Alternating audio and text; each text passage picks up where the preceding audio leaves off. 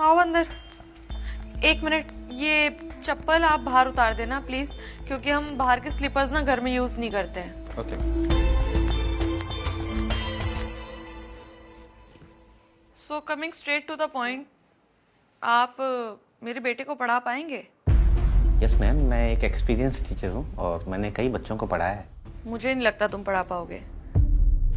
एक ना English coat है, मैं हिंदी में एक्सप्लेन करती हूँ। इंसान की पहचान ना उसके जूतों से होती है, और इंसान को पहचानने में ना मैं कभी चूक नहीं करती।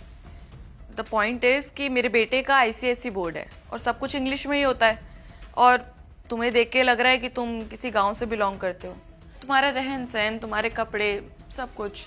और मेरा बेटा आदि अगर तुमसे ट्यूशन्स लेगा तो वो बिल्कुल तुम्हारे जैसा बन जाएगा, जो कि मैं बिल्कुल नहीं चाहती। सो बुरा मत मानना, मैं बस फैक्ट्स बता रही थी। I hope you understand. नहीं मैम, मैं बुरा नहीं मान रहा हूँ। मुझे तो आपके बच्चे के फ्यूचर के लिए अफसोस हो रहा है। मतलब? मैम, माँ एक बच्चे की पहली गुरु होती है, और जिस माँ की ऐसी सोच हो वो बच्चा आगे चलकर क्या करेगा। कहना क्या चाहते हो तुम? मैम, आपने मुझे बहुत कुछ बोला और मैंने आपको बगैर टोके सुना। अब मैं आपसे कुछ कहूँगा, लेकिन आप नाराज मत होइएगा। शायद आपने ना अनपढ़ होने की परिभाषा गलत किताब में पढ़ लिया। शिक्षा पर सभी का समान अधिकार है, और जिसे जीवन में कुछ करना होता है ना, वो समाज और परिस्थितियों से हार नहीं मानता। आपने मुझे कहावत सुनाई ना, मैं भी आपको एक कहावत सुनाता हूँ। हिंदी में ही सुनिएगा। जिसे पढ़ना लिखना होता है ना मैडम, वो पढ़ ही लेता है। उसके लिए उसे शहर या अच्छे इंस्टीट्यूट की ज़रूरत नहीं होती, अच्छे कपड़ों की ज़रूरत नहीं होती। अनपढ़ वो नहीं होता जिसे पढ़ना लिखना ना आए।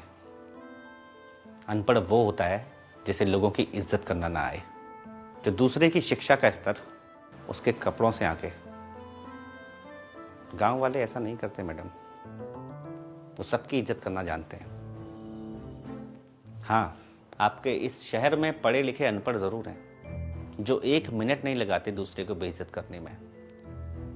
वो ये नहीं सोचते कि सामने वाले की क्या ज़रूरत है, क्या मजबूरी है। बाकी रही मेरी बात, 12th में मैंने स्टेट टॉप किया था।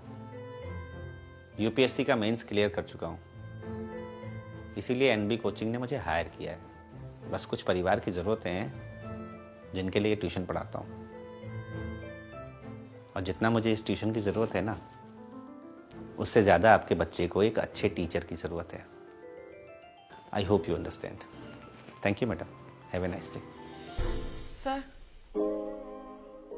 आप एक टीचर हैं, आपका काम है लेसन्स देना। मैं समझ गई हूँ, मेरे बेटे के लिए आपसे अच्छा टीचर और कोई नहीं हो सकता। मैं कल से आता हूँ।